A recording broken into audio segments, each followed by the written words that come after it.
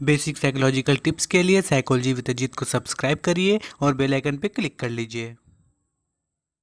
कोई बच्चा या कोई पर्सन या कोई भी इंसान, उसकी मेंटल एबिलिटी किस लेवल की है, या आसान भाषा में उसका जो इंटेलिजेंस है वो किस लेवल का है, ये हम कैसे पता करेंगे? ऐसा कौन सा मेथड है जिससे हम ये पता कर सकते हैं कि किसी भी पर्टिकुलर पर्सन का, किसी भी एज ग्रुप के पर्सन का जो इंटेलिजेंस लेवल है वो कहाँ तक का है? कौन सा बच्चा मंद बुद्धि का है, कौन सा बच्चा बहुत, उसका जो इंटेलिजेंस लेवल है वो बहुत ही हाई है। नमस्कार दोस्तों, मेरा नाम है अजीत कुमार और बहुत बहुत स्वागत है आप सबका मेरे YouTube channel psychology with Ajit में। दोस्तों, आज के इस वीडियो में हम बात करेंगे कि ऐसा कौन सा मेथड है जिससे हम किसी भी पर्सन के इंटेलिजेंस के लेवल को नाप सकते हैं, हम उसके इंटेलिजेंस के, उसके मेंटल जो एबिलिटी है उसको हम समझ सकते हैं। तो चलिए शुरू करते हैं आज के इस वीडियो को बिना किसी देरी के।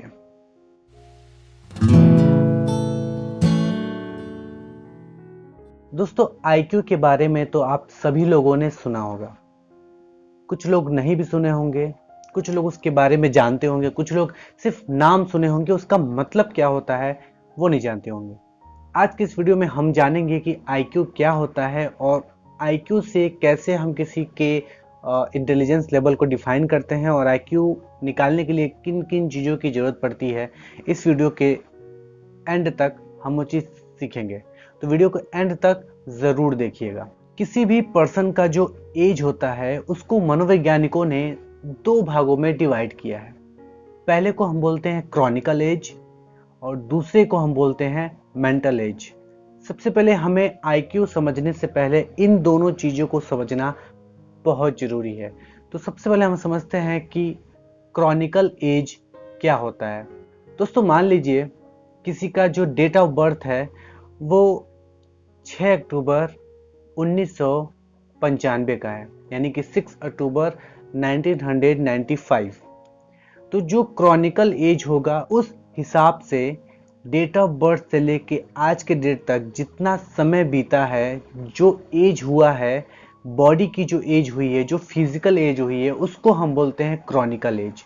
यानी कि हमारे जन्म से आज के दिन तक हमने कितना समय वेस्ट कर दिया, कितना समय हमने गुजार दिया, वो होता है हमारा क्रॉनिकल एज।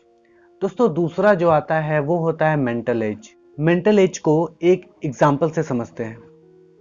सपोज एक बच्चा है जिसकी क्रॉनिकल एज, जिसकी फिजिकल एज 6 साल की है और वो बच्चा 8 साल के बच्चे के लिए कोई एबिलिटी टेस्ट बनी है, कोई मेंटल टेस्ट बनी है जिसमें वो 6 साल का बच्चा उसको परफॉर्म कर ले रहा है, उसमें वो सक्सेस हो जा रहा है।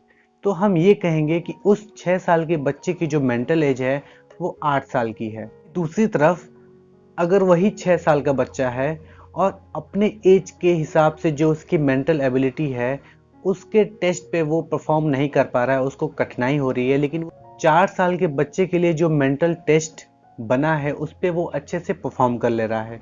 तो इस सिचुएशन में हम ये कहेंगे कि उस 6 साल के बच्चे की जो मेंटल एज है वो 4 साल की है। यानी कि दो तरह की एज होती है, एक को हम बोलते हैं क्रॉनिकल एज और दूसरे को हम बोलते हैं मेंटल एज। दोस्तों, ये तो क्लियर हो गया कि जो मेंटल एज है और जो क्रॉनिकल एज है वो या तो दोनों एक दूसरे से अलग अलग हो सकते हैं या तो दोनों सेम हो सकते हैं। अगर जो मेंटल एज है वो क्रॉनिकल एज से ज़्यादा है तो हम ये कहेंगे कि जो बच्चा है वो बहुत ही इंटेलिजेंस है, उस बहुत ही इंटेलिजेंट है और उसका जो मेंटल लेवल है वो हाई है। अगर जो मेंटल एज है वो क्रॉनिकल एज से कम है तो हम ये कहेंगे जो बच्चा है वो मंद बुद्धि का है।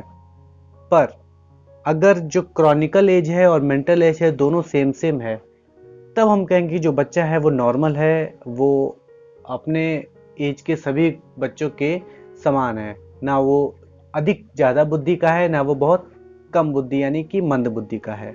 दोस्तों, पहले क्या होता था कि जो मेंटल एज होती थी वही नॉर्मली हम लोग इंटेलिजेंस का नाम देते थे, पर 1916 में एक ऐसे कॉन्सेप्ट का इजाद हुआ, एक ऐसे कॉन्सेप्ट निकला जिसको कहा गया इंटेलिजेंस क्वोशिएंट, शॉर्ट फॉर्म में IQ भी कहा जाता है।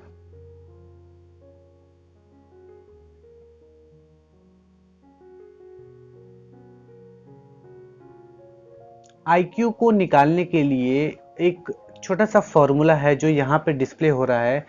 इसमें ये कहा गया है कि जो मेंटल एज है उसको क्रॉनिकल एज से डिवाइड करके और 100 से मल्टीप्लाई कर देंगे तो वो जो रेशियो आएगा उसको हम बोलते हैं इंटेलिजेंस क्वोशिएंट।